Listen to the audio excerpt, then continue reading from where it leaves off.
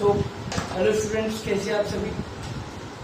अभी जैसा कि हमने साइंस में फिजिक्स के पोर्शन में केवल मोशन चैप्टर पढ़ा, ठीक है। मोशन में हमने पढ़ा था रेक्टिलिनियर मोशन के बारे में, यूनिफॉर्म मोशन के बारे में, एक्सेलरेशन के बारे में, 3 इक्वेशंस ऑफ मोशन के बारे में, ठीक है। वही सारी चीजें उस पर बेस्ड हमने कुछ न्यूमेरिकल्स करे थे। अब जो हमारा फिजिक्स का नेक्स्ट टॉपिक है वो है force and laws of motion. जो अभी सीबीएसई ने नोटिफिकेशन दिया है कि कुछ पार्ट्स, कुछ चैप्टर्स डिड्यूस कर दिए गए, डिलीट कर दिए गए हमारे कोर्स में से, तो इस चैप्टर में से हमारा कुछ भी डिलीट नहीं हुआ है, ठीक है। ये चैप्टर एज इट इज हमारा कोर्स में है और इस पर बेस्ड न्यूमेरिकल्स के। तो अब हम शुरू करेंगे force and laws of motion chapter 9, ठीक है, क्लास 9 के अकॉर्डिंग, कोर्स के अकॉर्डिंग, ठीक। तो यहाँ पर हम क्या पढ़ेंगे, यहाँ पर force and laws of motion में सबसे पहले हम पढ़ेंगे फोर्स, ठीक है, कि बेसिकली फोर्स है क्या। अभी तक हम बस सुनते आए हैं यू अप्लाइड सम फोर्स, और फोर्स है क्या, ठीक है, ये हम यहाँ पर जानेंगे। फोर्स के साथ साथ हम फोर्स के पार्ट जानेंगे कि बैलेंस फोर्स क्या है, अनबैलेंस फोर्स क्या है, बैलेंसिंग फोर्स में बैलेंसिंग का क्या रोल है, वो हम यहाँ पर जानेंगे, ठीक है, बैलेंस एंड अनबैलेंस फोर्स के अकॉर्डिंग। उसके बाद प्रीवियस चैप्टर में तो हमने पढ़ा था 3 equations of motion, v equal to you plus a t, s equal to u t plus half a t square, और v square minus v square equal to 2s। लेकिन यहाँ पर हम पढ़ेंगे लॉज ऑफ मोशन। वहां क्या पढ़ा था हमने, 3 इक्वेशंस ऑफ मोशन, और यहाँ हम पढ़ेंगे 3 laws of motion. Both are totally different, ये एक दूसरे पे बिल्कुल भी डिपेंड नहीं, ठीक है। कुछ स्टूडेंट्स में कंफ्यूजन रहता है कि वो अगर उनसे बोला जाए राइट 3 लॉज ऑफ मोशन तो 3 इक्वेशंस ऑफ मोशन लेकर आ जाते हैं, और बोला जाए राइट 3 इक्वेशंस ऑफ मोशन तो 3 लॉज ऑफ मोशन लेकर आ जाते हैं। तो इस चीज को हमेशा याद रखिएगा कि 3 इक्वेशंस ऑफ मोशन डिफरेंट है and 3 laws of motion different है, क्योंकि यहाँ पर हम फिजिक्स बेसिक से स्टार्ट करें, इसीलिए कंफ्यूजन रहती है। सीनियर क्लासेस में जैसे जैसे आप जाओगे ये कंफ्यूजन क्लियर होते चले, ठीक है। तो उसके बाद हम लॉज ऑफ मोशन में 3 लॉज के बारे में पढ़ेंगे, जिसमें first law, second law and third law of motion. First law में हमें एक नई चीज पता लगेगी, इनर्शिया, और इनर्शिया का रिलेशन पता लगेगा मास से, इनर्शिया का मास से क्या रिलेशन, ठीक है। सेकंड लॉ ऑफ मोशन में हम एक नया वर्ड जानेंगे, मोमेंटम, ठीक है। मोमेंटम के साथ साथ हम सेकंड लॉ जिसपे डिपेंड है, rate of change of momentum, वो भी जानेंगे, और मैथमेटिकल रिप्रेजेंटेशन ऑफ मोमेंटम भी जानेंगे, जो हम मैथमेटिकली कैसे इसको प्रूव करके दिखाएंगे सेकंड लॉ ऑफ मोशन को, ये भी हम इसी पार्ट में करेंगे। और इसके साथ साथ हम फिर क्या करेंगे, न्यूमेरिकल्स करेंगे, जो कि बेस्ड होंगे किस पे, सेकंड लॉ ऑफ मोशन पे, ठीक है। इस चैप्टर से हमारा थ्योरेटिकल पार्ट बहुत कम आता है, लेकिन न्यूमेरिकल पोर्शन बहुत ज्यादा है, ठीक है। यहाँ पे फिर हम पढ़ेंगे third law of motion. Third law of motion में रिकॉइल के बारे में जानेंगे, जिसको हम ये कह सकते हैं ऑपोजिट फोर्स, ठीक है। रिकॉइल होता है ऑपोजिट फोर्स। उसके साथ साथ हम कंजर्वेशन ऑफ मोमेंटम, हमने कंजर्वेशन ऑफ मास पढ़ा है, या कंजर्वेशन ऑफ लॉज, जो भी बहुत सारे लॉज है, उसमें से एक है कंजर्वेशन ऑफ मोमेंटम। मोमेंटम कैसे एक मोमेंटम दूसरे मोमेंटम में कन्वर्ट हो जाता है, ठीक है। जैसे हम energy can neither be created nor be destroy करते हैं, उसी तरह मोमेंटम को भी हम ट्रांसफर करते हैं, ठीक है, एक ऑब्जेक्ट से दूसरे ऑब्जेक्ट। उसके साथ साथ हम यहाँ पर ये भी जानेंगे कि फोर्स क्या क्या चेंजेस करता है किसी ऑब्जेक्ट में, पर्टिकुलर थिंग, ये फोर्स की फोर्स का इम्पैक्ट चीजों पर क्या क्या करता है, ठीक है। तो आप इन चीजों को लर्निंग आउटकम्स के अकॉर्डिंग अपनी नोटबुक के चैप्टर के स्टार्टिंग में नोट डाउन कर सकते हैं, तो आप इनको नोट डाउन करिए, ठीक है। फिर हम आगे स्टार्ट करें।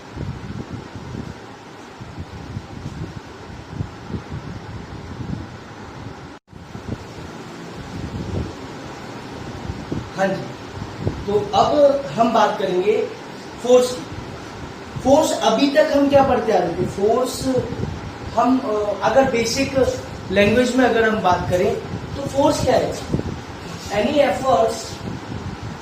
Effort which cause push pull और हिट ऑन अ ऑब्जेक्ट और बॉडी, ठीक है।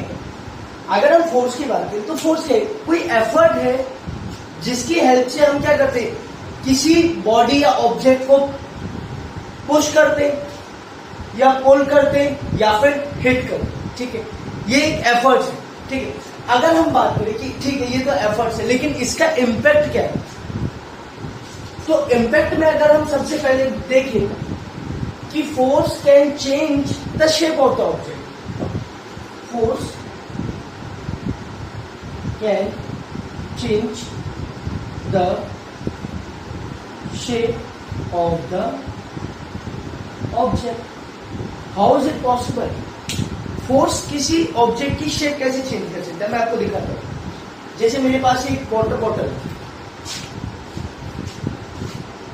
मैं इसमें कुछ एफर्ट्स लगाऊंगा और मैं क्या करूंगा, इसकी शेप को चेंज कर दूंगा।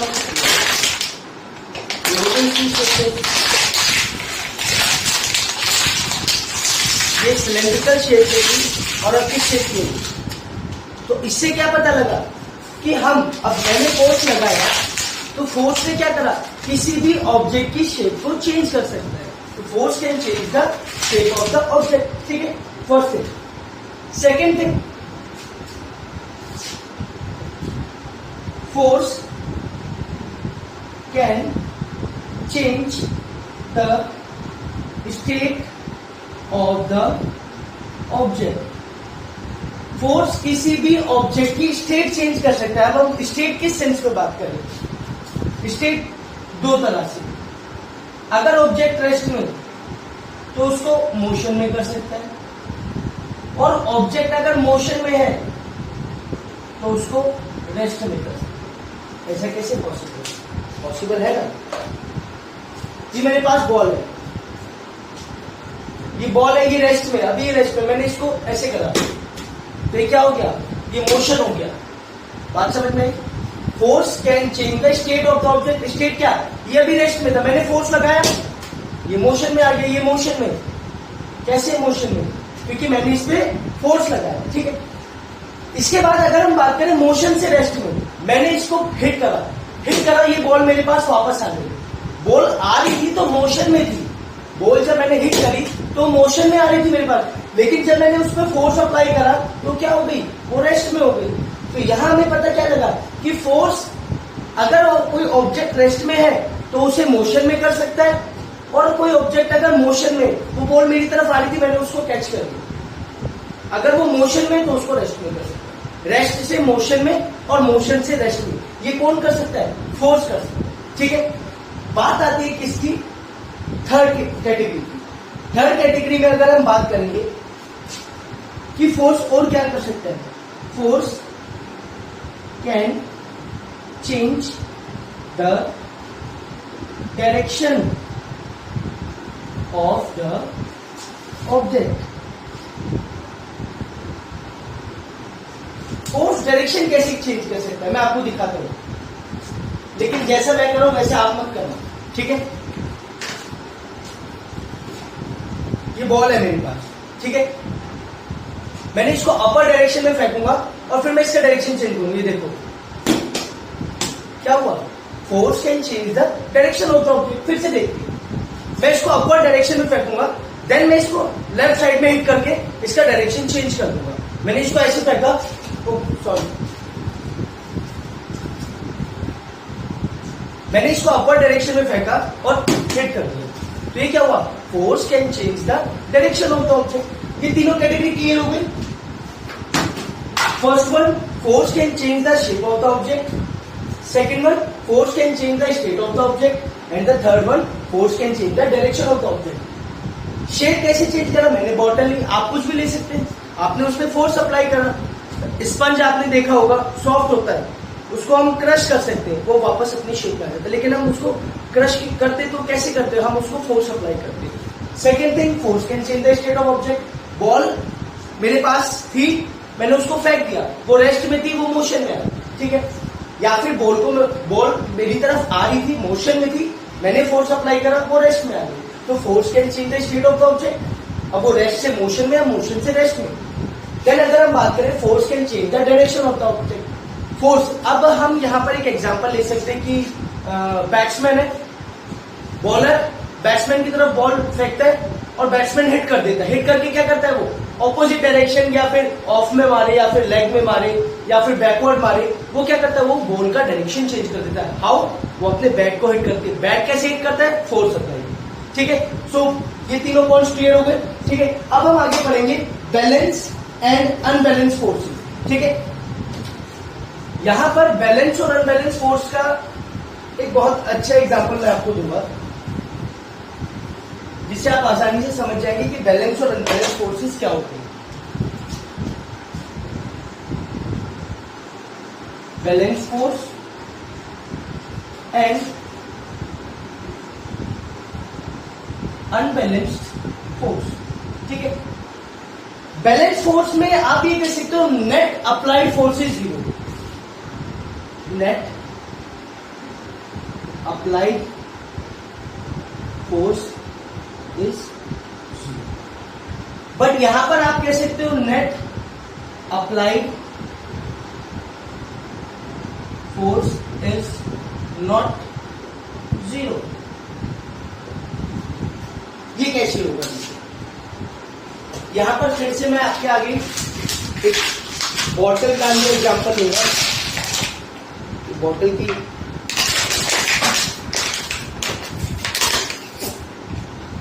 शेप खराब हो गई। ये देखो, ये मेरे पास ना एक मग है। ठीक है, इस मग पे मैं बहुत फोर्स लगा रहा हूं, बहुत पूरी जान लगाई हूं, लेकिन आपको कुछ इंपैक्ट दिखा नहीं। अकॉर्डिंग टू बायोलॉजी मेरे टिश्यूज, मेरी मसल्स इस पर वर्क कर रहे हैं, लेकिन फिजिक्स को क्या चाहिए? फिजिक्स को चेंज द पोजीशन चाहिए। मैं इसको फोर्स अप्लाई कर रहा हूं, लेकिन ये मग तो टूट नहीं रहा, तो मेरा नेट, मेरा फोर्स लगाना अकॉर्डिंग टू फिजिक्स क्या रहा? जीरो। तो नेट अप्लाइड फोर्स क्या रहा? जीरो। तो जीरो अप्लाइड फोर्स रहेगा, तो हम उसको क्या बोलेंगे? Balance force. कोई इंपैक्ट ही नजर नहीं आया। जब तक कोई इंपैक्ट नजर नहीं आता तब तक फिजिक्स क्या बोलती है कि फोर्स अप्लाइड हुआ ही। मैंने इस पे पूरी ताकत लगा दी, पूरी जान लगा दी, लेकिन ये कुछ चेंजेस नहीं हुए। वहीं पर अगर हम बात करें अनबैलेंस फोर्स की, फिर से हम बॉटल ही लेंगे। मैंने इस पे फोर्स अप्लाई करा, ये देखो इसकी शेप चेंज हो गई। तो ये क्या हुआ? आपको इंपैक्ट देखा? फिजिक्स के अकॉर्डिंग मैंने वर्क करा, तो वर्क करा तो क्या हुआ? ये क्या हुआ? अनबैलेंस फोर्स, क्योंकि यहाँ पे नेट अप्लाइड फोर्स जीरो नहीं रहा। ठीक है, ये एक बेसिक एग्जांपल है किसमें? बैलेंस और अनबैलेंस फोर्स में। यह मैं डायग्राम के थ्रू आपको एक समझाने की कोशिश करता हूं कि बैलेंस और अनबैलेंस में बेसिक डिफरेंस क्या है। बैलेंस फोर्स में क्या है? मैंने टेबल है मेरे पास। ठीक है, इस टेबल पे 5 kg का वुडन ब्लॉक रखा है, और एक टेबल यहां सेम कंडीशन है, यहां भी 5 kg का वुडन ब्लॉक। ठीक, यहां पे मैंने 2 पुलीज यूज कर दी। पुली तो शायद आपको पता ही होगा, एक सर्कुलर रिंग होता है। ठीक है, और यहां से मैंने एक वायर ली और वायर से वेट को हैंग कर दिया। यहां मैंने वेट करा 8 kg। ठीक है, यहां भी मैंने वेट लिया और हैंग कर दिया। यहां भी क्या हुआ? 8 kg। अब देखो, क्या ये वुडन ब्लॉक लेफ्ट या राइट में कहीं जाएगा? वो कहीं नहीं जाएगा। क्यों नहीं जाएगा? क्योंकि उसके दोनों तरफ जो नेट अप्लाइड फोर्स है वो सेम है, इधर भी सेम और इधर भी सेम। तो हम इस कंडीशन को क्या बोलेंगे? Balance force. यहाँ पे अप्लाइड फोर्स क्या है? नेट अप्लाइड फोर्स जीरो हो रहा है। जितना फोर्स इधर अप्लाई हो रहा है उतना उधर अप्लाई हो रहा है, तो इससे इस वुडन ब्लॉक में कोई चेंजेस नहीं है। वहीं पर अगर हम बात करें यहाँ की, ये मैंने 2 पुलिस कनेक्ट कर दी। ठीक है, यहां पे मैंने 2 kg वेट लगाया और यहां पर मैंने 12 kg वेट लगाया। तो क्या होगा? ये जो वुडन ब्लॉक है इस तरफ जाएगा। इस तरफ क्यों जाएगा? क्योंकि दोनों तरफ जो फोर्स अप्लाई हो रहा था उसमें बहुत ज्यादा गैप है, बहुत ज्यादा डिफरेंस है, और हम कह सकते हैं कि नेट अप्लाइड फोर्स क्या है? जीरो नहीं है। दैट कॉजेज हम कह सकते हैं कि अनबैलेंस फोर्स में ही हमें इंपैक्ट नजर आएगा, बैलेंस फोर्स में हमें कोई इंपैक्ट नजर नहीं आएगा। एक ट्रंक है मेरे पास या एक कार है, मैं उसको धक्का देने की कोशिश करूं लेकिन वो अपनी पोजीशन से हट ही नहीं रही है, तो इसका मतलब क्या है कि मेरा जो नेट अप्लाइड फोर्स है वो जीरो है। लेकिन मैंने क्या करा, मेरे 2-3 दोस्त जा रहे थे, मैंने उनको बुलाया और उनको बोला कि मेरी हेल्प करो। उन्होंने आकर मेरे साथ धक्का लगाया तो क्या हुआ, कार ने अपनी पोजीशन को चेंज कर दिया। तो अकॉर्डिंग टू फिजिक्स क्या हुआ, नेट अप्लाइड फोर्स 0 नहीं रहा। लेकिन पहले कंडीशन में जब मैं अकेले धक्का लगा रहा था तो नेट अप्लाइड फोर्स क्या था, 0। तो ये था बैलेंस एंड अनबैलेंस फोर्स। ठीक है, तो आप इसको नोट डाउन कर लो।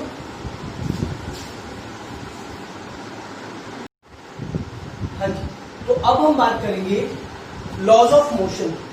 लॉज ऑफ मोशन में हम सबसे पहले फर्स्ट लॉ ऑफ मोशन करेंगे। लेकिन फर्स्ट लॉ ऑफ मोशन करने से पहले ना हमें पता होना चाहिए कि इनर्शिया क्या होता है। ठीक है, इनर्शिया के लिए अगर हम बात करें एक नॉर्मल ह्यूमन बीइंग में कि कोई बहुत ज्यादा गुस्सा करता है तो उसको हम क्या बोलते हैं, गुस्से वाला बोलते हैं, गुस्सा है। कोई बहुत ज्यादा पोलाइट होता है, शांत होता है, तो हम उसको बोलते हैं बहुत पोलाइट नेचर का है। या कोई दूसरों की बहुत ज्यादा मदद करता है तो हम उसको क्या बोलते हैं, ये बहुत हेल्पिंग नेचर का है। ठीक है, वहीं पर अगर हम बात करें इनर्शिया की, तो ये इनर्शिया क्या है, ये एक टेंडेंसी है किसी भी ऑब्जेक्ट की, या फिर हैबिट बोल सकते हैं, किसी भी ऑब्जेक्ट की हैबिट है। तो हम इसको बोल सकते हैं it is the tendency of any object which resist or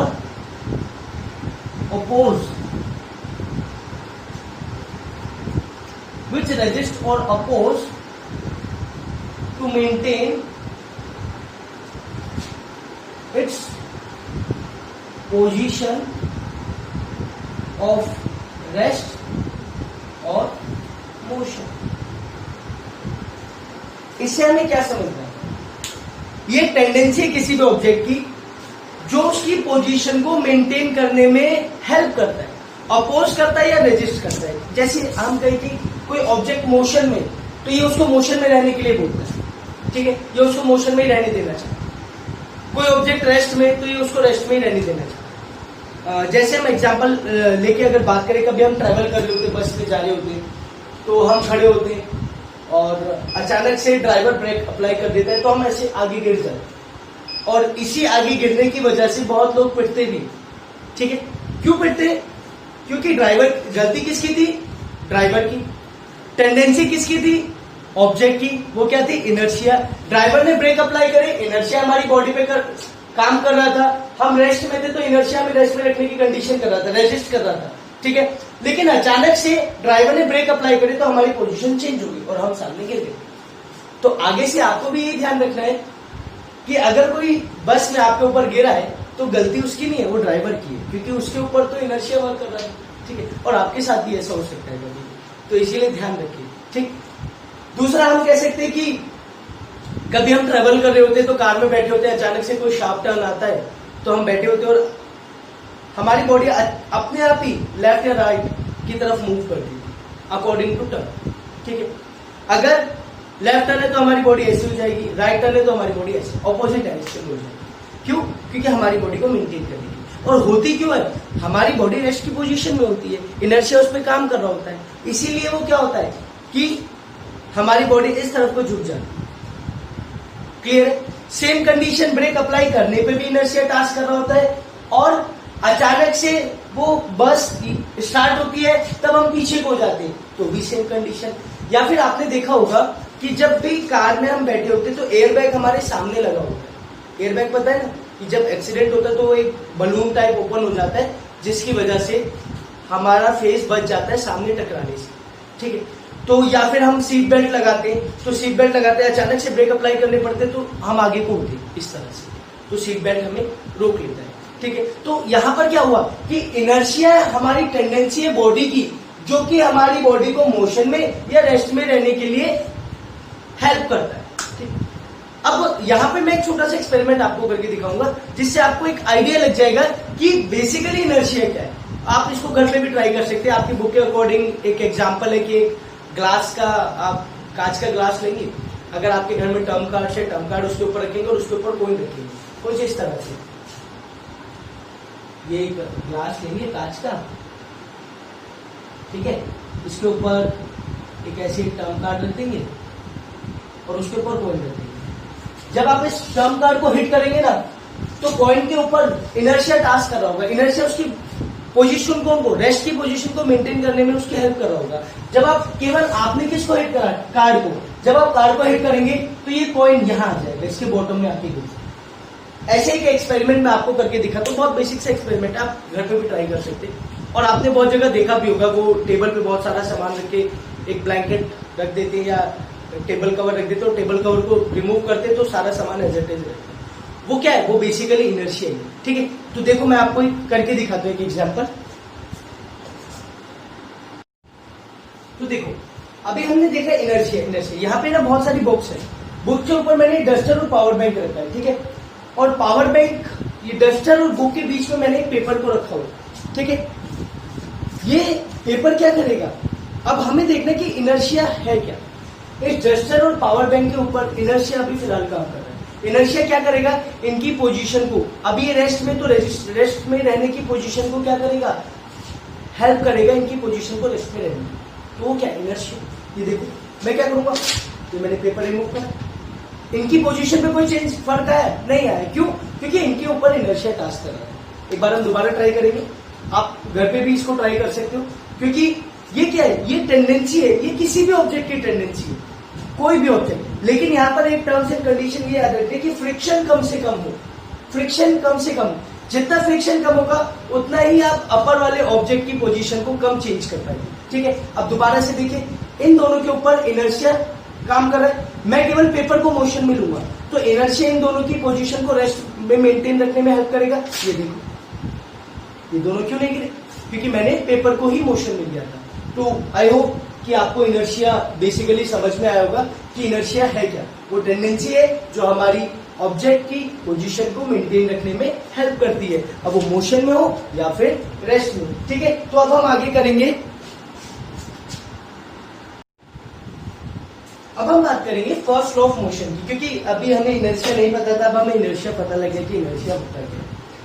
तो फर्स्ट लॉ ऑफ मोशन क्या बोलते हैं,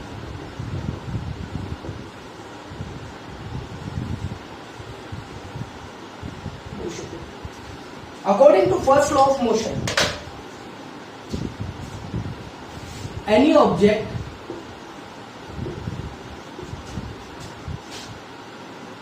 maintain its position if it is in rest or in motion until and unless an external force applied on it। ठीक है, इसका sense क्या हुआ, अभी हमने इनर्शिया को जाना कि इनर्शिया था क्या, वो उसकी पोजीशन, ऑब्जेक्ट की पोजीशन को मेंटेन रखने में हेल्प कर रहा था। लेकिन ऑब्जेक्ट की पोजीशन चेंज हो कब रही थी, वो कब हो रही थी, जब उस पर कोई एक्सटर्नल फोर्स अप्लाइड हो रहा था। एक्सटर्नल फोर्स कैसे अप्लाइड हो रहा था, मैंने आपको बताया, मैं बस में खड़ा था, मेरी पोजीशन रेस्ट में थी, लेकिन बस मोशन में थी।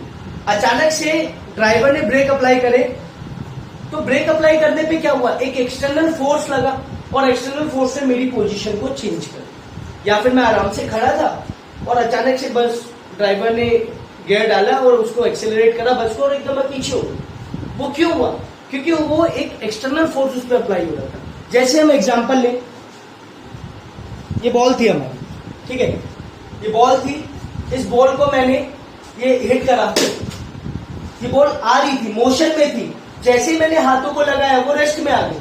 वो क्यों रेस्ट में आई, क्योंकि एक एक्सटर्नल फोर्स, मेरे हाथों का फोर्स ने उसको अपोज करा उसके मोशन को रोकने में।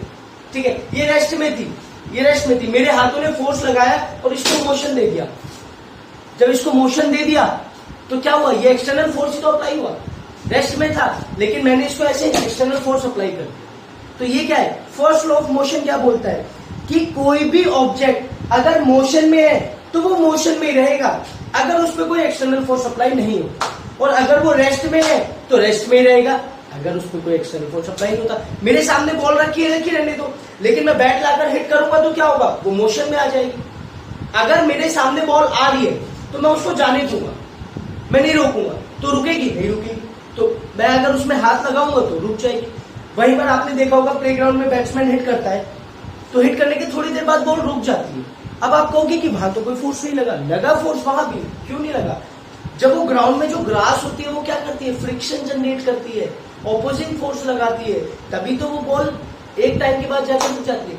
अगर उस पर कोई फोर्स नहीं लगेगा तो बॉल रुकेगी क्यों? कार मूव कर रही है, अचानक से ब्रेक अप्लाई होते तभी तो कार रुकती है, नहीं तो कार मोशन में नहीं रहेगी। ठीक है, तो अकॉर्डिंग टू फर्स्ट लॉ क्या बोलता है कि कोई भी ऑब्जेक्ट अगर रेस्ट में है तो रेस्ट में रहेगा और मोशन में तो मोशन में रहेगा। कब तक? जब तक उसके ऊपर कोई एक्सटर्नल फोर्स अप्लाई नहीं हो जाता। तो this is the first law of motion. Okay,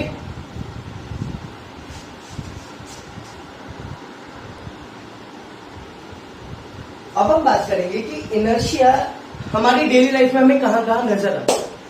जैसे कि कोई नॉर्मल पेड़ है, आंधी आई, या फिर उस पेड़ को ना आप हिलाओगे, अगर आप उस पेड़ को हिलाओगे तो उसकी बहुत सारी पत्तियां ना झड़ जाएंगी। वो क्यों झड़ेंगी? क्योंकि उस पर इनर्शिया ऑफ रेस्ट काम कर रहा है। ठीक है, वो लीव्स होती है, वो रेस्ट की पोजीशन में होती है, लेकिन आप क्या करते हो, पेड़ के ट्रंक को पकड़ के हिला देते हो, तो जिसकी वजह से वो लीव्स क्या करती हैं, अपनी टेंडेंसी को चेंज कर दिया और वो अपने ब्रांच से ब्रेक डाउन हो जाती है, टूट के नीचे आ जाती है। या फिर आपने देखा होगा कभी कभी हमारे घर में जो मैट होता है, डोर मैट, उसमें धूल हो जाती है, हम उसको ऐसे पकड़ते हो, डंडे से पीटते हैं, तो डंडे से पीटने के बाद क्या होता है, उसमें बहुत सारे पार्टिकल्स होते हैं, डस्ट पार्टिकल्स, वो रेस्ट की पोजीशन में होते हैं। जब आप उसको हिलाओगे या डंडे से मारोगे तो जो कारपेट है वो तो मोशन में आएगी, लेकिन वो पार्टिकल क्या होंगे, वो रेस्ट में रहेंगे, जिसकी वजह से क्या होगा, जिसकी वजह से वो हमारे मैट से अलग हो जाएंगे। ठीक है, ये ऐसे बहुत सारे एग्जांपल्स है। जैसे देखा होगा आपने, बॉल को बैट्समैन ने हिट करा, उसने मोशन जनरेट कर दिया, या फिर जो आपका फील्डर होता है उसके पास कैच आई, उसके मोशन में बॉल थी, उसको रोका, बॉल रुक गई। ठीक है, यहां पर एक चीज हमें ध्यान देनी पड़ेगी जिसपे बहुत सारे क्वेश्चंस भी आ जाते हैं, वो क्या है कि inertia directly proportional to mass. अब इसका क्या सेंस हुआ? इसका सेंस ये हुआ कि मेरे पास एक बाइक है और मेरे पास एक कार है, तो मुझे किस पे ज्यादा फोर्स लगाना पड़ेगा? जिस पे जितना ज्यादा फोर्स लगेगा उसका उतना ही ज्यादा इनर्शिया भी होगा। जैसे अब मैं बाइक तो आसानी से ले जा पाऊंगा, क्यों? क्योंकि बाइक का मास कम है एज कंपेयर टू कार। लेकिन वहीं पर अगर कार खराब हो गई तो मुझे पूरा फोर्स लगाना पड़ेगा, क्यों?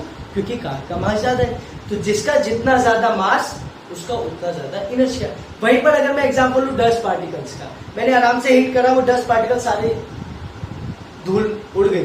ठीक है, लेकिन वहीं पर अगर मैं कार का एग्जांपल लूं तो कार पे मुझे पूरा फोर्स लगाना पड़ा। तो जितना ज्यादा मास उतना ज्यादा इनर्शिया, जितना कम मास उतना कम इनर्शिया। मतलब अगर कोई आपसे एग्जांपल पूछे कि एक ट्रेन है और एक बस है, तो किसका इनर्शिया ज्यादा होगा? बेसिकली ट्रेन का इनर्शिया ज्यादा होगा। क्यों? क्योंकि ट्रेन का मास ज्यादा। ठीक है, तो आप इसको नोट डाउन कर लो।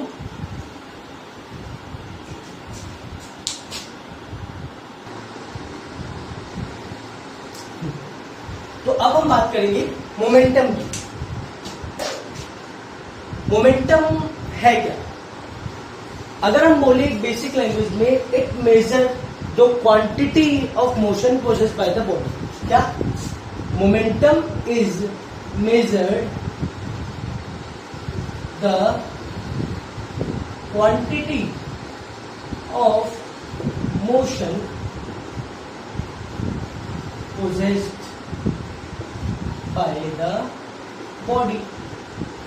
और अगर दूसरी लैंग्वेज में वहीं पर हम बात करें तो हम ये कह सकते हैं, it is a product of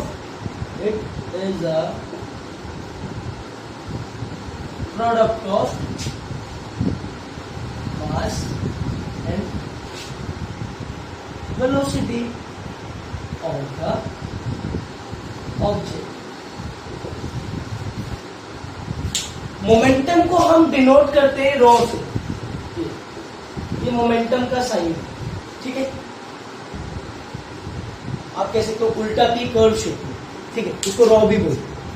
अब हमें क्या पता लगा कि जो मोमेंटम है वो मोमेंटम बेसिकली क्या है? मास और वेलोसिटी का प्रोडक्ट है। ठीक है, लेकिन मोमेंटम एक वेक्टर क्वांटिटी भी है। वेक्टर क्वांटिटी हमने पढ़ा था इससे प्रीवियस चैप्टर में भी। वेक्टर क्वांटिटी है both magnitude and direction.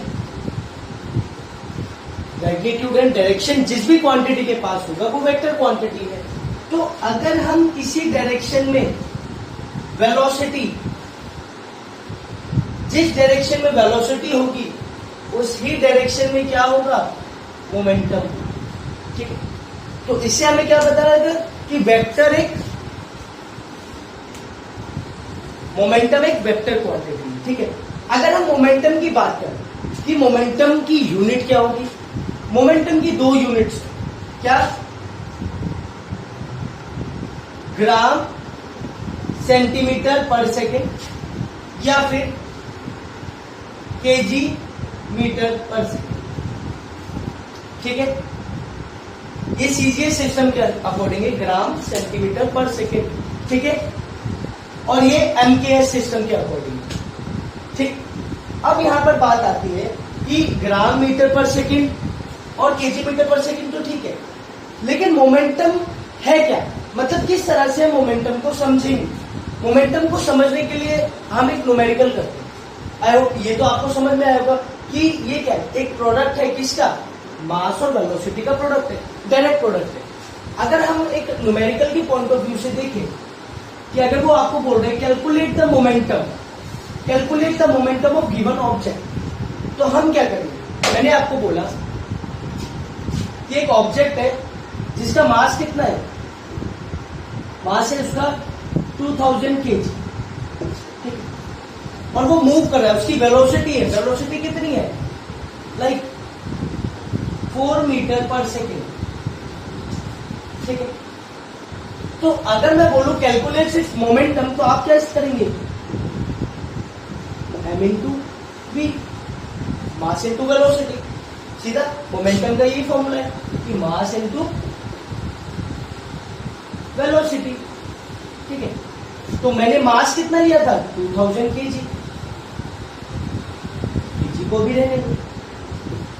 Velocity कितनी थी, 4, तो कितना हो जाएगा, 8000 kg metre per second is the momentum of given object. और अगर आप कहें कि मोमेंटम डायरेक्टली प्रोपोर्शनल है किसके, मोमेंटम डायरेक्टली प्रोपोर्शनल है मास के, मोमेंटम डायरेक्टली प्रोपोर्शनल है किसके, वेलोसिटी के। जितना ज्यादा मास उतना ज्यादा मोमेंटम, जितनी ज्यादा वेलोसिटी उतना ज्यादा मोमेंटम। यहीं पर एक अदर एग्जांपल लेते हैं। अब वो अदर एग्जांपल जैसे, ये तो आपको क्लियर हो ही गया होगा, उसने बोला compare the momentum of two objects, compare the momentum, दो ऑब्जेक्ट्स के मोमेंटम को कंपेयर करना है। अब वो कैसे करेंगे, तो देखिए ये टोटली अपोजिट है एक दूसरे की। जैसे मैंने आपको बोला कि एक ऑब्जेक्ट है, ऑब्जेक्ट 1 और ये है ऑब्जेक्ट 2। ठीक है, अगर मैं आपको बोलूं कि ऑब्जेक्ट 1 का जो मास है 2000 kg है और वेलोसिटी है 1 मीटर पर सेकेंड। ठीक है, वहीं पर अगर मैं ऑब्जेक्ट 2 की बात करूं तो ऑब्जेक्ट 2 का जो मास है वो 2 kg है और वेलोसिटी है 1000 मीटर पर सेकेंड।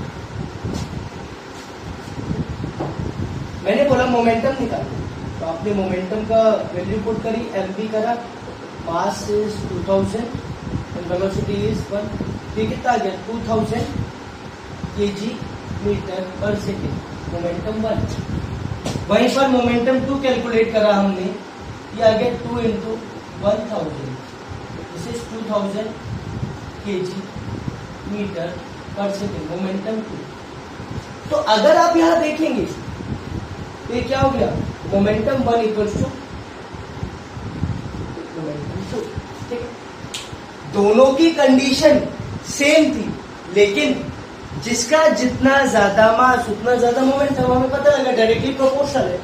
तो यहाँ पर मास ज्यादा था तो वेलोसिटी कम थी, यहाँ पे मास कम था तो वेलोसिटी ज्यादा थी, लेकिन दोनों डायरेक्टली प्रोपोर्शनल होते हैं। मोमेंटम मास के भी डायरेक्टली प्रोपोर्शनल होता है और वेलोसिटी के भी।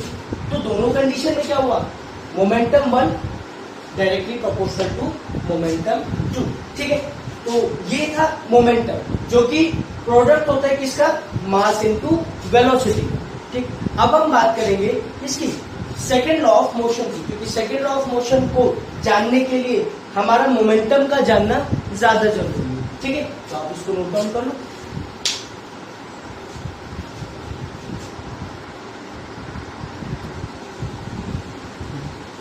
तो अब हम बात करेंगे सेकेंड लॉ ऑफ मोशन, ठीक है।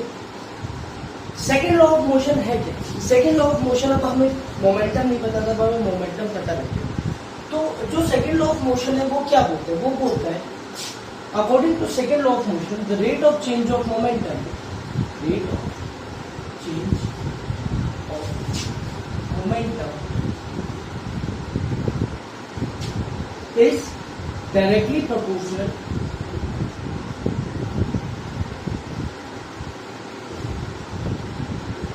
To the force applied in the direction of force। मतलब कि सेकेंड लॉ के अकॉर्डिंग कि जो मोमेंटम में चेंजेस आए हैं वो किस पे डिपेंड करता है, वो डिपेंड करता है फोर्स कितना अप्लाई करा गया, ठीक है। कितना फोर्स अप्लाई कर, जितना ज्यादा चेंजेस आएंगे उतना ज्यादा फोर्स अप्लाई करो, ठीक है। जब आप फटाफट इसको नोट डाउन करो कि according to second law of motion क्या है, the rate of change of momentum is directly proportional to the force applied in the direction of force. अब हम इसको मैथमेटिकल रिप्रेजेंट करते हैं, ठीक है। मैथमेटिकली कैसे रिप्रेजेंट करेंगे,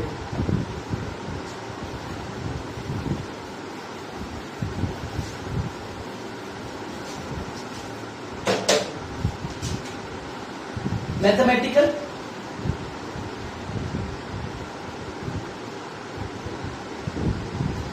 representation of second law of motion, ठीक। यहां पे हम क्या करेंगे, consider object having mass m। कोई एक ऑब्जेक्ट है जिसका मास कितना है m, ठीक है। एक्सेलरेट कर रहा है, ठीक है। एक्सेलरेशन हो रहा है उसमें, तो उसकी इनिशियल वेलोसिटी कितनी है,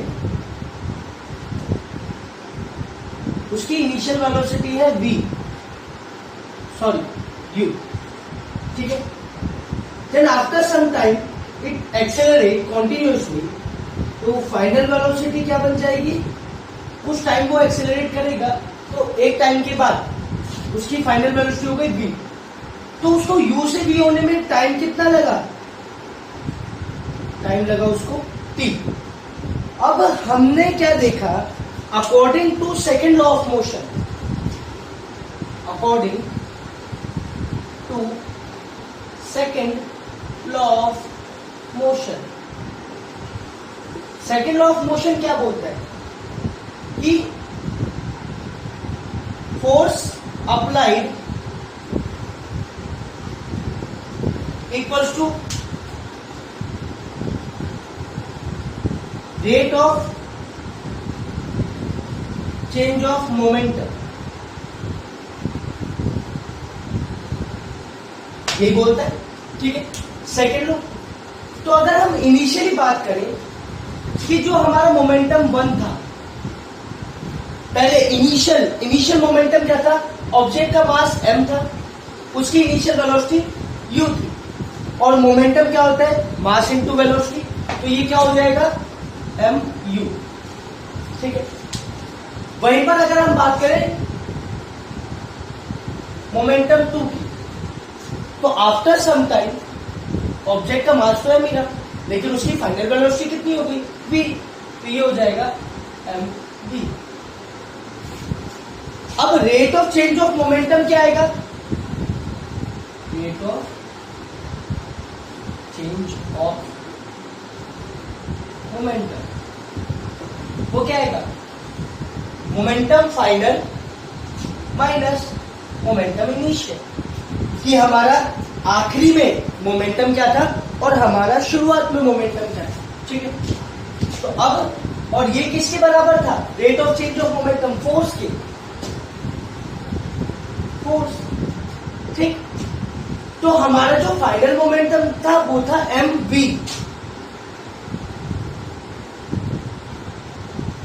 और इनिशियल मोमेंटम था mu। कोई कंफ्यूजन? तो यहां क्या हो गया, F equals to M V minus U. ठीक है, इसमें किसी को कंफ्यूजन? यहां तक फटाफट नोट डाउन करो आप।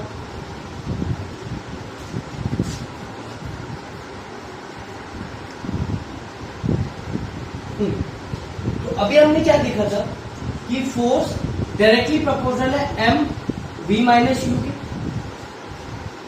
अब u से v होने में उसको टाइम कितना लगा था, t टाइम लगा था।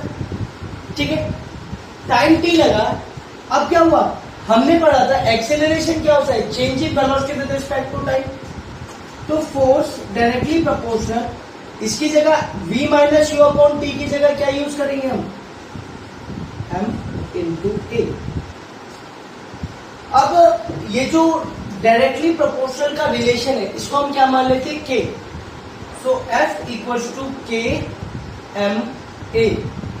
ये k क्या है, k is constant of proportionality, मतलब ये एक रिलेशन है जो इस प्रोपोर्शनैलिटी को डिफाइन कर रहा है। ठीक है, अब फर्दर अगर हम इसके आगे करें, अगर मैं आपको बोलूं कि कोई ऑब्जेक्ट है जिसका मास कितना है 1 kg, ठीक है, और मैं कह रहा हूं उसकी एक्सीलरेशन है 1 मीटर पर सेकेंड स्क्वायर। ठीक है, तो यहां अगर मैं उनकी वैल्यू पुट करूं तो F इक्वल्स टू के एम ए। सो यहां पर क्या हो जाएगा, 1 फोर्स इक्वल्स टू के की वैल्यू क्या आ जाएगी, यहां पर आपकी के की वैल्यू आ जाएगी 1। तो यहां पर हम अगर फोर्स के अकॉर्डिंग बात करें तो फोर्स इक्वल्स टू 1 न्यूटन,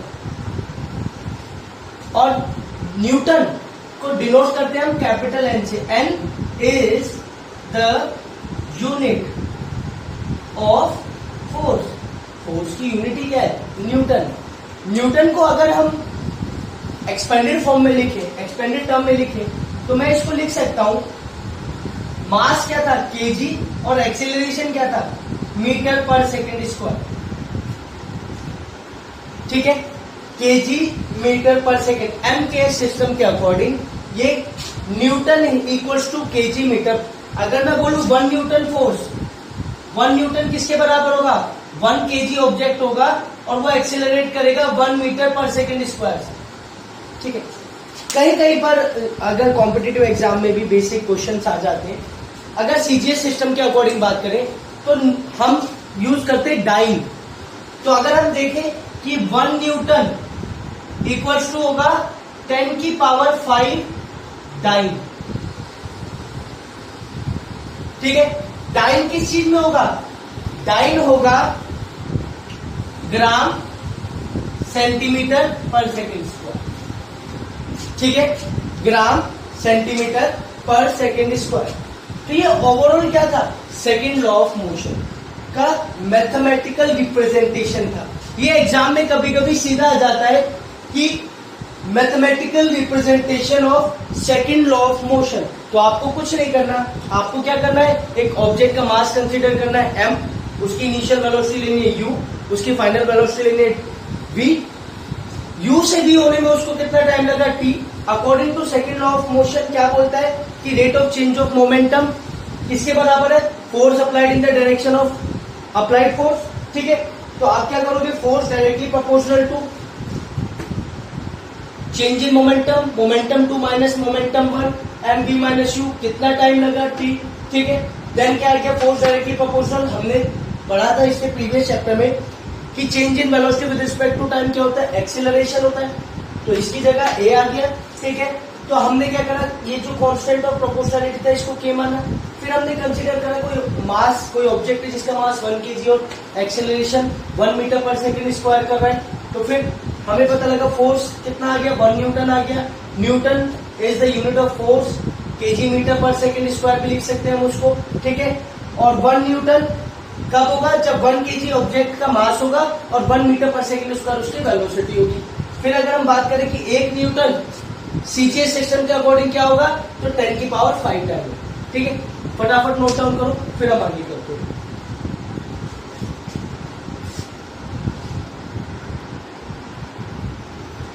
अब देखो हम बात करेंगे application of second law of motion. Application of second law of motion में सबसे पहले हम एक एग्जांपल ले सकते हैं कि एक बॉल आ रही है, क्रिकेटर उसको कैच करता है, वो इंजर्ड भी हो जाता है कभी कभी। वो क्यों होता है, उसका एक मोमेंटम होता है, उस एक वेलोसिटी से आ रही होती है और क्रिकेटर उसको जीरो वेलोसिटी पे ला देता है। वो क्या चेंज इन मोमेंटम ही तो है कि उसकी एक वेलोसिटी से आ रही होती है और क्रिकेटर उस बॉल को वेलोसिटी को जीरो तक ला देता है, कैच कर लेता है, ठीक है। वो भी चेंज इन मोमेंटम।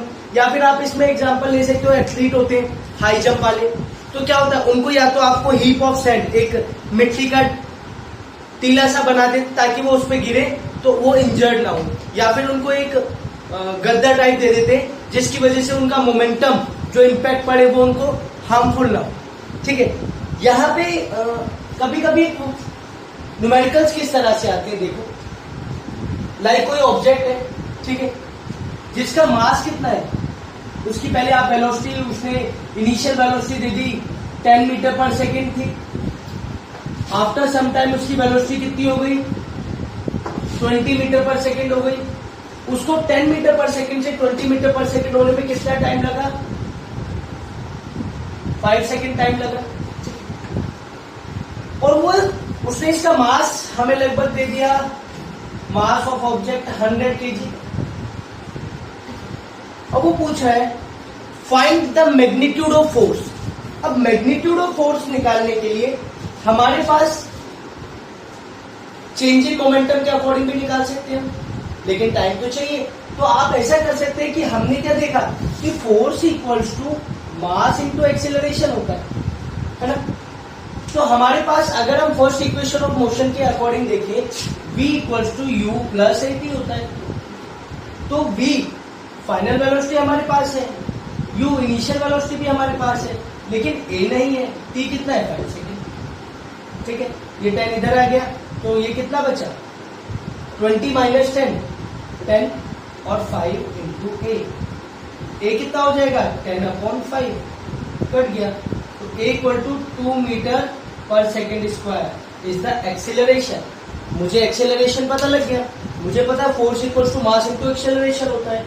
मास कितना दिया 100, मास इज 100, एक्सेलरेशन इज 2, तो this is 200 Newton force applied on the given object, ठीक है। वहीं पर कभी कभी हमें ये भी कुछ एक वर्ड आता है इम्पल्स, ठीक है। न्यूमेरिकल तो क्लियर हो गया होगा। एक वर्ड आता है इम्पल्स। इम्पल्स होता क्या है,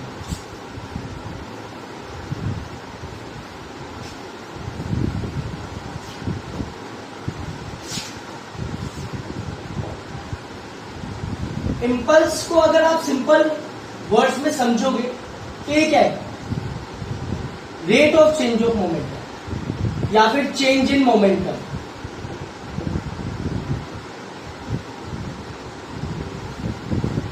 चेंज इन मोमेंटम, या फिर आप ये भी कह सकते हो ρ2 माइनस ρ। मोमेंटम के साथ साथ आप इसको अदर वर्ड्स में क्या कहोगे, फोर्स इनटू टाइम। जो फोर्स का इम्पैक्ट हुआ है, फोर्स का इम्पैक्ट हुआ है कितने टाइम में हुआ है, कितने टाइम के लिए हुआ है, वही क्या होता है इम्पल्स होता है। तो हम force into time is impulse. I equal to change in momentum और फोर्स इनटू टाइम. फटाफट नोट डाउन करो, फिर इस पे बेसिक नोमेंकल करा दूंगा. इसमें क्वेश्चन किस तरीके से है, लाइक एक एग्जांपल लेते हैं कि कोई ऑब्जेक्ट है जिसपे फोर्स कितना लग रहा है, फोर्स लग रहा है उसपे 1000 न्यूटन. ठीक है, उस ऑब्जेक्ट का जो मास है, मास लाइक 500 kg. ठीक, अब वो ये पूछ रहा है कि उसको उसकी velocity u 2 metre per second है और फाइनल 10 मीटर पर सेकेंड. तो इस ऑब्जेक्ट को कितना टाइम लगेगा 2 मीटर पर सेकेंड से 10 मीटर पर सेकेंड होने में. पहला क्वेश्चन ये. तो मतलब वो ये जानना चाह रहा है कि कितना टाइम लगेगा, और दूसरा वो ये जानना चाह रहा है कि आई इंपल्स कितना है. ठीक है, तो हमें पता है force equals to mass into acceleration. हम ये भी जानते हैं फोर्स कितना है 1000, मास कितना है 500, एक्सीलरेशन क्या होता है v minus U upon T. ठीक है, टी इधर आ गया. v कितना था, फाइनल वेलोसिटी था 10, इनिशियल वेलोसिटी था 2, ये 2 नीचे आ गया. ठीक है, तो यहां पर हमारे पास क्या बचेगा, t equals to 8 upon 2, cut गया 4 सेकेंड. तो टाइम कितना आ गया हमारे पास 4 सेकेंड. ठीक है, टाइम हमें निकल गया. अब इंपल्स मैंने आपको बताया था, इंपल्स क्या होता है, फोर्स इनटू टाइम. ठीक है, I equals to F T. Force कितना था हमारे पास 1000 न्यूटन, टाइम कितना था 4 सेकेंड. ठीक है, तो ये टोटल कितना हो जाएगा 4000 न्यूटन पर सेकेंड. 4000 Newton second. ठीक है, फटाफट इसको नोट डाउन करो जल्दी से. तो ये हमारा इंपल्स क्या आ जाएगा 4000 न्यूटन सेकेंड. ठीक है, इंपल्स की यूनिट पे अपना न्यूटन सेकेंड ही रहेगी. जल्दी से नोट डाउन करो, फिर हम करेंगे थर्ड लॉ ऑफ मोशन जो काफी इंटरेस्टिंग है.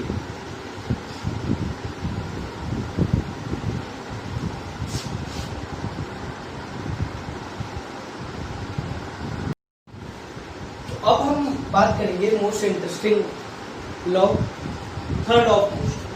तो थर्ड लॉ ऑफ मोशन बोलता है, थर्ड लॉ ऑफ मोशन बोलता है every action have equal and opposite reaction. देखो ये हमने ना बहुत बार देखा हो, ये हमारी लाइफ में ना बहुत बार हमारे सामने रहता है कि थर्ड लॉ ऑफ मोशन क्या है. ये जैसे 2 मार्कर, ये देखो मैं इनको हिट कर, तो जितना फोर्स ये ब्लैक मार्कर ब्लू पे लगा रहे हैं ना, उतना ही फोर्स ब्लू मार्कर ब्लैक पे लगा रहे हैं. ये दोनों एक दूसरे के ऊपर प्रॉपर उतना इंपैक्ट डाल. एवरी एक्शन है equal and opposite reaction. Like मैं ऐसे मारूंगा इस पे पंच, तो जितनी तेज मैं इस पे मारूंगा उतनी ही तेज मेरे हाथ पे भी हिट करेगा. ठीक है, तो जितना फोर्स, ये है आपका एक्शन. ठीक है,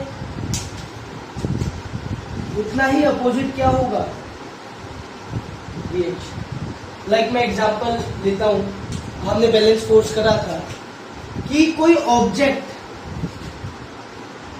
कोई बॉक्स है, उस पर हम फोर्स अप्लाई कर दो, कितना 5 न्यूटन. ठीक है, और इतना ही फोर्स ये बॉक्स भी अप्लाई करेगा 5 न्यूटन. तो क्या ये बॉक्स खिसकेगा? नहीं खिसकेगा. क्यों? क्योंकि बैलेंस फोर्स. लेकिन जैसे मैं 5 से इसको 6 न्यूटन कर दूंगा तो ये ऑब्जेक्ट का डायरेक्शन चेंज हो. ठीक है, कब तक था ये?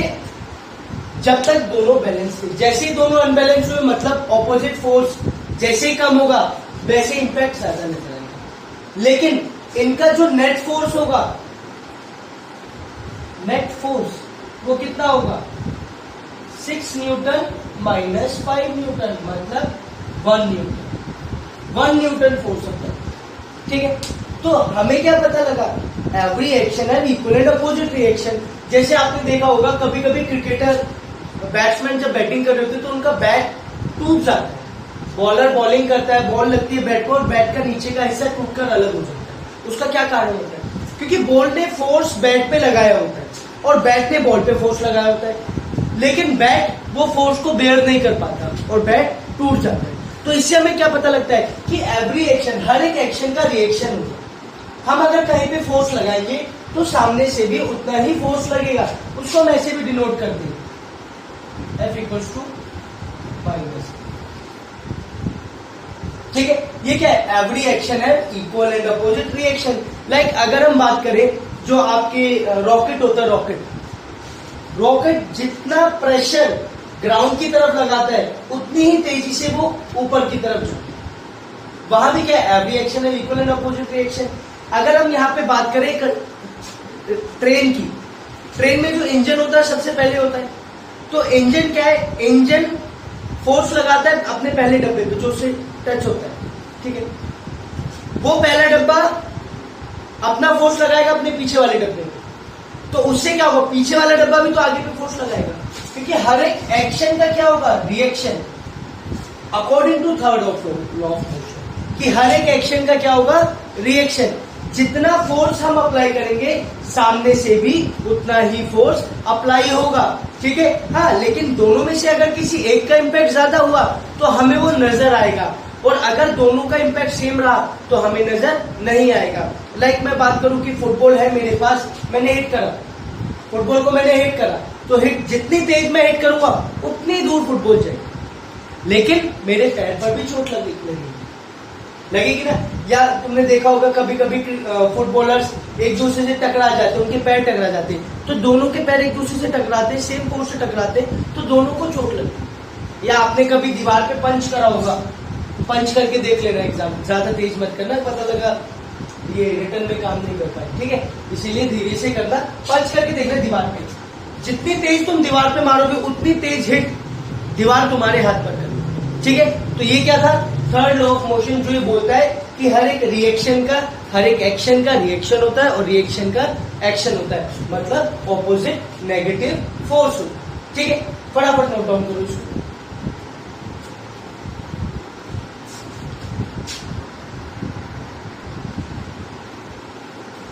अब देखो, यहां पे हम बात करेंगे थर्ड लॉ के एप्लीकेशंस के बारे में। जैसे आपने देखा होगा गन को ना यहाँ पर शोल्डर पर रखकर शूट करते हैं, क्यों, क्योंकि जितना फोर्स गन बुलेट के ऊपर लगाता है, लाइक इस टाइप की मेरी ड्राइंग काफी अच्छी नहीं है तो इसीलिए बस थोड़ा समझ जाना,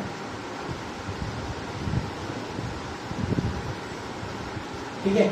ये गन है, तो ये गन से बुलेट इस तरह की होती है, ट्रिगर आपने ऑन करा तो ट्रिगर आपने दबाया तो गन ने फोर्स लगाया किस पे, बुलेट पे, लेकिन बुलेट भी तो गन पर फोर्स लगाएगा, इसको हम बोलते हैं रिकॉइल। जितना फोर्स इतने लगाया उतना ही बुलेट ने भी लगाया, तभी तो ऐसे पकड़ के शूट करते हैं या फिर ऐसे शोल्डर पे रख के शूट करते हैं ताकि वो रिकॉइल को झेल सके।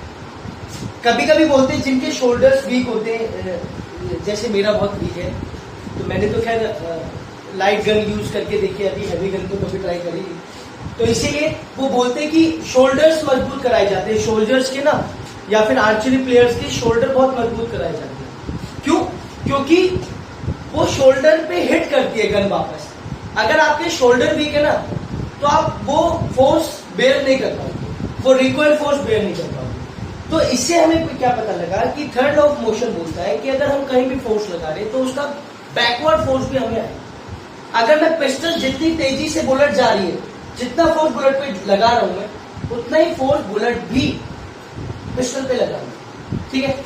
अब यहां पर बात आती है कि law of conservation of momentum, ठीक है। कंजर्वेशन ऑफ मोमेंटम बोलता क्या, यहां पे मैं आपको समझाता हूं, एक डायग्राम क्या हुआ, ठीक है। Law of conservation of momentum, the total momentum of system of objects remains conserved before and after the collision of the objects. ये कोलिजन की बात कहां से है? कोलिजन का अगर हम एग्जांपल लें कि लाइक हाईवे पे एक कार जा रही है, पीछे से ट्रक आ रहा है, कार की अपनी इनिशियल वेलोसिटी है, ट्रक की अपनी इनिशियल वेलोसिटी है, होप सो ऐसा होता है कभी कभी कि कार की इनिशियल वेलोसिटी ट्रक की इनिशियल वेलोसिटी से कम हुई और ट्रक उसको जाकर हिट करता है, टकराता है, और जो ट्रक का बेसिक मोमेंटम होता है, मतलब उसका मास इनटू इनिशियल वेलोसिटी और कार की मास इनटू इनिशियल वेलोसिटी, वो टकराने के बाद चेंज हो जाता है, ठीक है।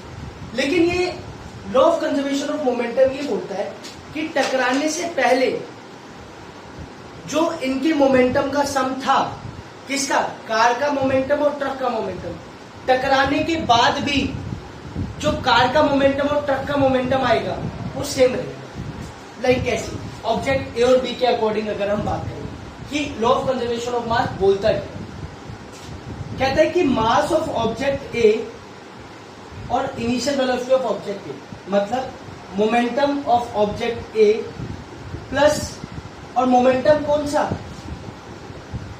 Initial momentum, initial momentum of object A, mass of object B और initial velocity of object B, initial velocity, initial momentum of object B equals to mass of A और final velocity of A plus mass of B और final velocity of B. मतलब कौन सा momentum? Final momentum, मतलब momentum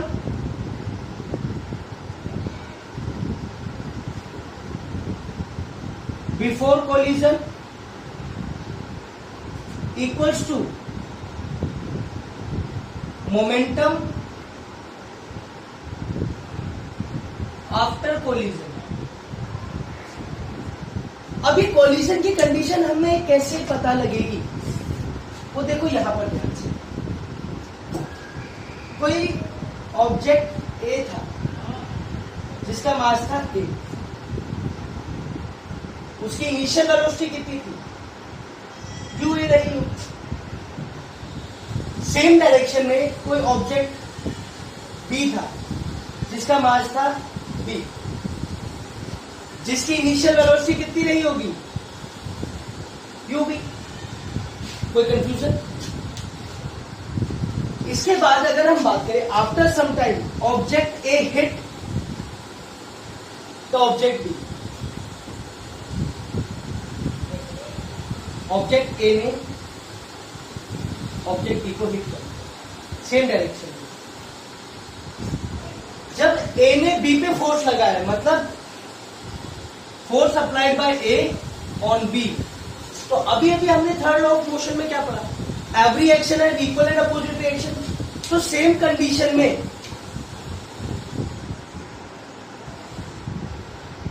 force applied by B ने, तो B भी तो ए पे फोर्स लगाएगा। अभी हमने क्या पढ़ा था? एवरी एक्शन है equal and opposite reaction, but they are moving in the same direction. Initial momentum क्या था इनका? M A U A. इसका इनिशियल मोमेंटम क्या था? M B U B. टकराए, दोनों सेम डायरेक्शन में एक दूसरे से हिट करा, हिट करने के बाद दोनों की वेलोसिटीज में चेंजेस आए, फिर क्या कंडीशन बनी?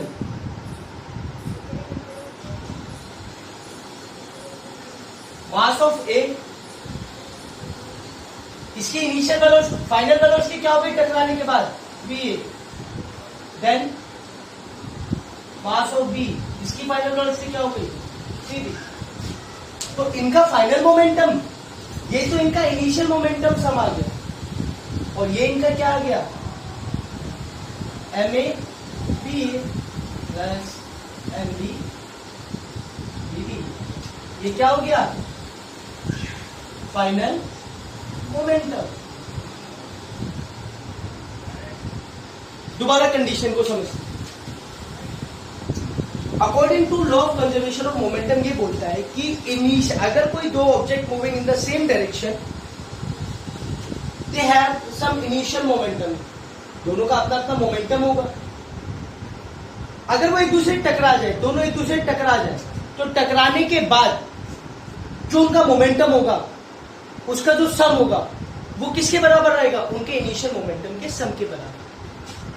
ये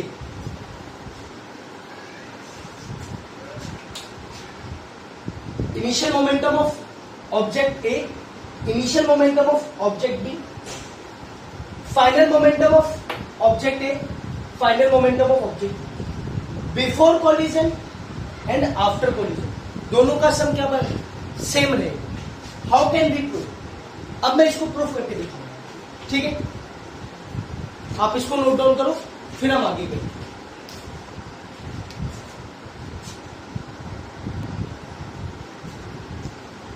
देखो हमने अभी क्या देखा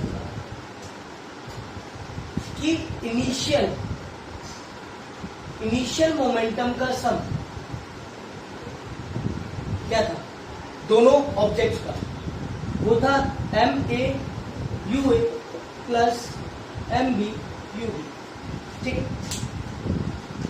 ये था before collision. Then final momentum क्या था,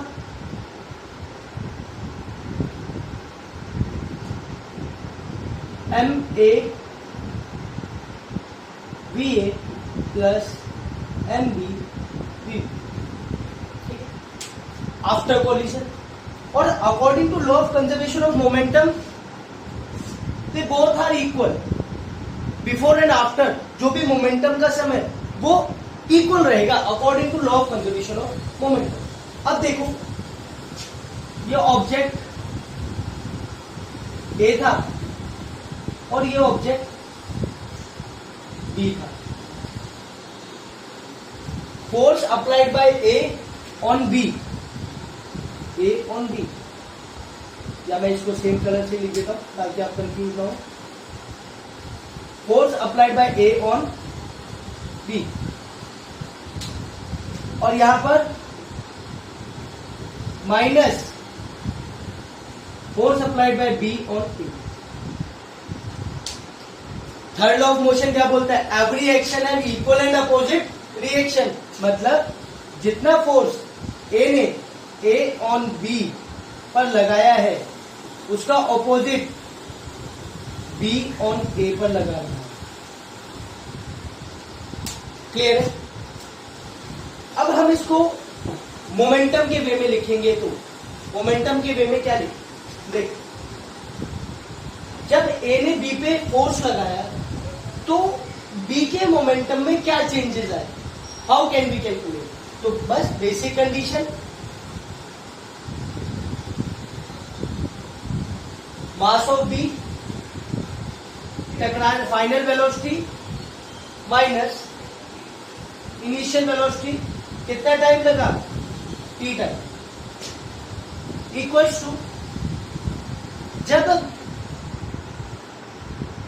बी ने ए पर फोर्स लगाया, जब बी ने ए पर फोर्स लगाया तो ए के मोमेंटम में क्या चेंजेस है, तो हम ए के मोमेंटम के अकॉर्डिंग बात करेंगे। तो ये आ जाएगा mass of A, final velocity of A minus initial velocity of A upon T. कुछ कंफ्यूजन, अब देखो both the values are same, तो टी से टी को हम रिमूव कर देंगे, ठीक। अब देखो M B V B, M B V B minus M B U B, M B U B equals to, bracket के बाद जब माइनस का साइन है तो साइन क्या हो जाएंगे, ऑपोजिट हो जाएंगे। ये हो जाएगा माइनस एम ए बी ए और ये plus MAUA।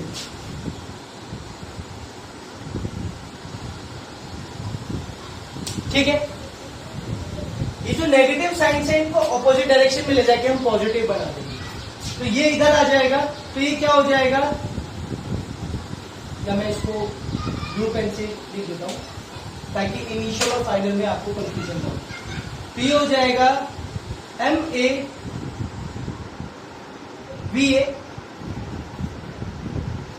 MAVA plus MBBB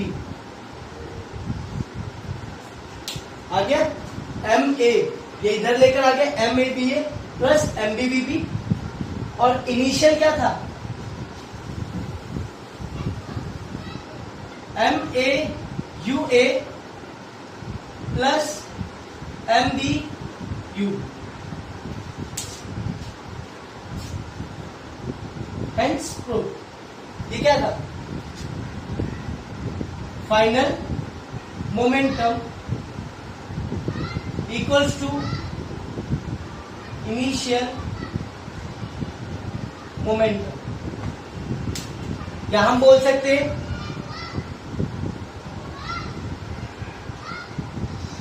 momentum after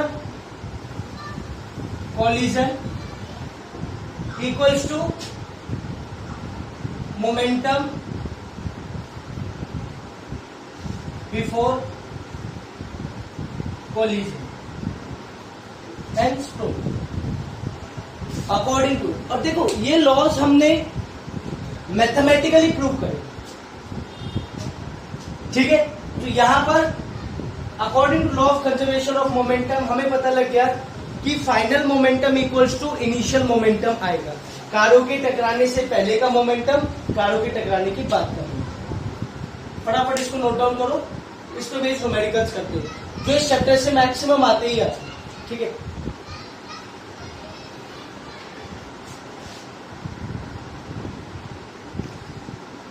अब देखो आगे हम करेंगे इन पे बेस्ड न्यूमेरिकल्स।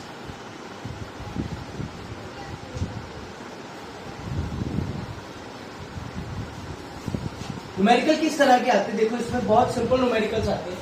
अगर आपको law of conservation of momentum basically समझ में आ गया तो आप आसानी से न्यूमेरिकल करते हो।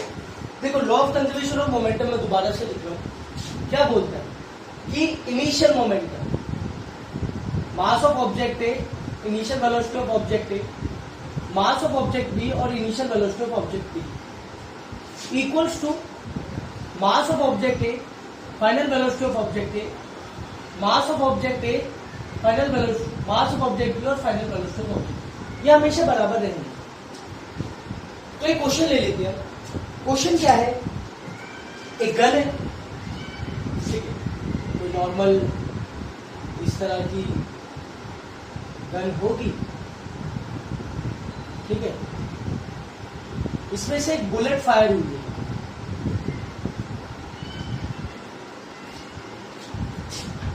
इस गन का जो मास है वो है 5 kg।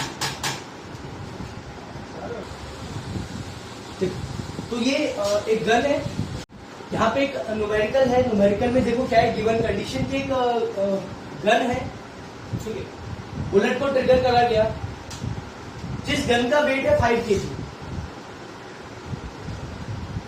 बुलेट का मास है 25 ग्राम, ठीक है। तो हम लिख सकते हैं मास of gun 5 kg and mass of bullet 25 ग्राम। तो हम इसको किलोग्राम में कन्वर्ट कर देंगे तो 0.025 kg हो जाएगा, ठीक है। अब बात करेंगे हम दोनों की इनिशियल वेलोसिटी की। अब गन मेरे हाथ में है तो ऑब्वियसली उसकी इनिशियल वेलोसिटी कितनी होगी, 0 होगी। तो इनिशियल वेलोसिटी ऑफ गन 0 और इनिशियल वेलोसिटी ऑफ बुलेट भी 0।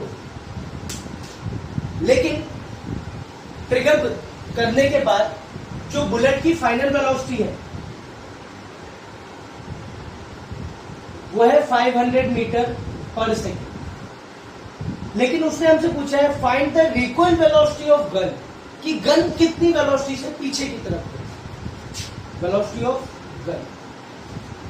सारी वैल्यूज हम यहां पुट करते हैं। देखो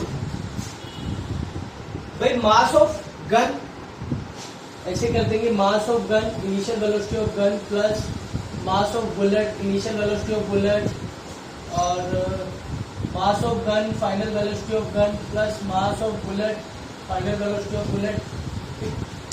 वैल्यूज पुट करो, मास ऑफ गन कितना था 5, initial velocity of gun 0, mass of bullet 0.025, initial velocity of bullet again 0। अब आ जाओ यहाँ पर, मास ऑफ गन कितना था 5 था, फाइनल वेलोसिटी ऑफ गन नहीं पता हमें, तो हम इसको बीजी लेंगे। मास ऑफ बुलेट कितना था 0.025, फाइनल वेलोसिटी ऑफ बुलेट कितना हुआ 500 मीटर पर सेकेंड। कुछ कंफ्यूजन? ये वैल्यूज प्रॉपर 0 हो गई। 0 होने के बाद क्या करेंगे, हम इसको इधर ले आएंगे, तो जब इसको इधर लाएंगे क्या हो जाएगा, -5 into final velocity of gun 0.025 multiplied by 500, fraction को रिमूव करने के लिए 1000, ठीक है, 2 टाइम्स। कोई कंफ्यूजन? 5 5 25, 2 से 2.5 बीजी माइनस 2.5 मीटर पर सेकेंड, तो फाइनल वेलोसिटी ऑफ गन कितने की -2.5 मीटर पर सेकेंड, ठीक है। अब एक चीज देखो, ये -2.5 मीटर पर सेकेंड क्यों आई? क्योंकि